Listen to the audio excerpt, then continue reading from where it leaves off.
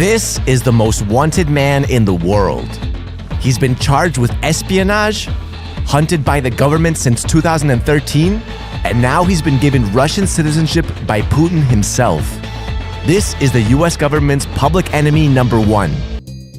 On June 6, 2013, a series of reports by The Guardian and The Washington Post rocked the world. Top secret documents detailing the NSA, aka the National Security Agency's activities, were leaked by an unidentified source.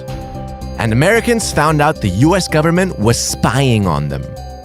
3 days later, this man came forward, Edward Snowden, a 29-year-old high school dropout whose computer abilities had landed him jobs with the CIA and with an NSA contractor. I've been a systems engineer, systems administrator, senior advisor for the Central Intelligence Agency, solutions consultant, and a telecommunications information systems officer. But in his short time with the NSA, he discovered it had dangerously overreached itself. When you're in positions of privileged access, like a systems administrator for these sort of intelligence community agencies, you're exposed to a lot more information on a broader scale than the average employee. And because of that, you see things that may be disturbing, but over the course of a normal person's career, you'd only see one or two of these instances. When you see everything, you see them on a more frequent basis.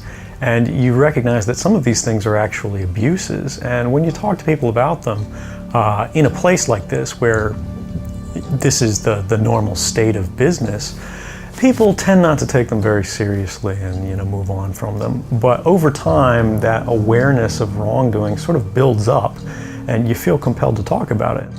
The material Snowden came across exposed an almost limitless government-run surveillance program.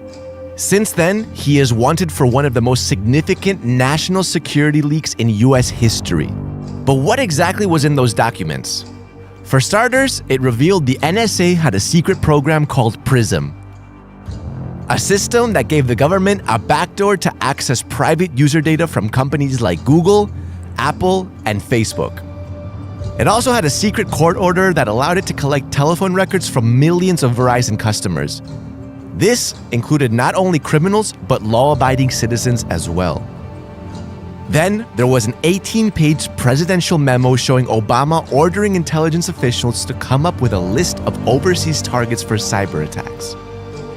And all of this was just the tip of the iceberg. The NSA was hacking computers in Hong Kong and mainland China, a few of which were military systems. It also tapped the mobile phone of Germany's chancellor at the time, Angela Merkel. It even showed that Britain's Government Communications Headquarters, or GCHQ, was conducting mass surveillance of its citizens. Not to mention, both the NSA and the GCHQ had discussed methods of deception, the use of propaganda, mass messaging, and stories on social media to influence people the way they wanted. The list was endless. In fact, national intelligence officials believe Snowden had downloaded nearly 2 million files. Before we go further, hit that like button and subscribe to Explained. But how did he sneak out sensitive documents from a top-secret government facility? Well, he didn't use any sophisticated hacking software or devices. Believe it or not, all he used was thumb drives. But that doesn't mean it was easy. Snowden had to plan the leak and his escape carefully. He had 3 things working in his favor. Number 1 was his location. Snowden was contracted to the NSA by a company called Booz Allen Hamilton. He was based in Hawaii, 5,000 miles away from the prying eyes of everyone at the NSA's headquarters in Maryland. He was also 6 hours behind them. So while most people had left the office for the day in Fort Meade, Snowden's workday was barely halfway through. Number 2 was the thin client system. Snowden had access to the NSA headquarters servers via a computer system called Thin Client. It basically gives users access to specific types of files based on their profile. But the setup was outdated, and Snowden was no ordinary user. He was a systems administrator. So unlike other NSA users who had restrictions on the classified information they could access, Snowden's high security clearance gave him more privileges. At his level, he was the auditor. He could pose as any other user, access the NSA's intranet without leaving a digital signature, and literally function like a ghost user if he wanted to. And so, Snowden's job profile was factor number 3. As a systems administrator and analyst, he had the authority to use thumb drives. He could literally copy information from one computer to another without raising any suspicions. After working for just 4 weeks with the NSA in Hawaii, Snowden decided it was time for the world to know what they'd been doing. But he knew no one would believe him without any proof. So he downloaded the documents without raising suspicion and cleverly snuck the thumb drives past security. The next day, he asked for a leave of absence without pay, and then extended it by saying he was suffering from epilepsy. But when he stopped answering calls and didn't return, the authorities suspected something was wrong, and the NSA began looking for him. By then, Snowden had made his way from Hawaii to the safety of Hong Kong.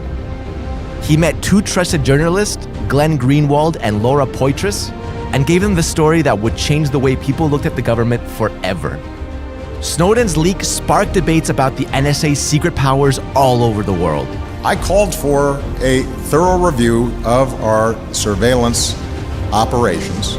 He was charged with theft of government property, unauthorized communication of national defense information, and willful communication of classified intelligence to an unauthorized person.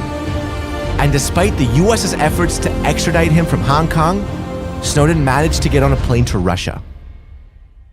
Initially, he was granted asylum after Putin said that Russia had no extradition agreement with the US. But he did say Snowden was wrong to reveal US secrets.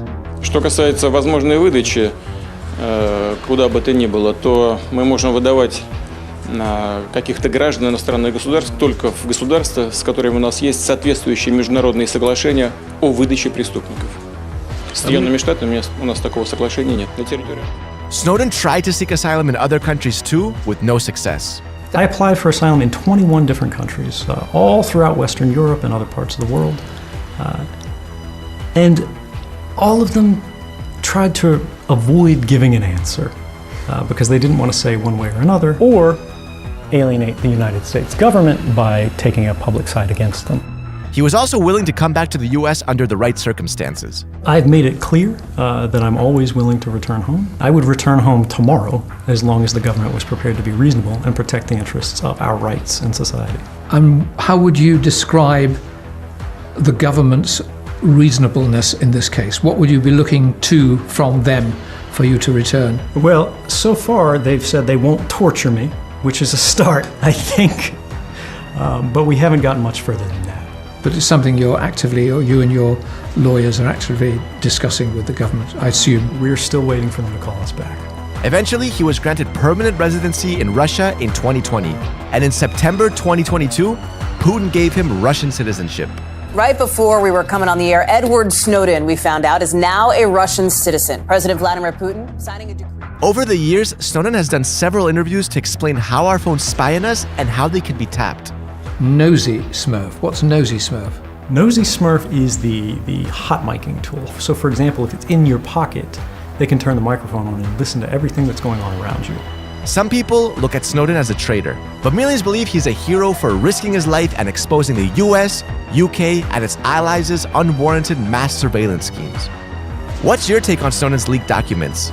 Did he save democracy and make things more transparent? Or should he have just quit and not leaked anything? Let us know in the comments, and don't forget to subscribe to Explained. Sorry, I don't know your name. Oh, sorry. My name is Edward Snowden. I go by Ed.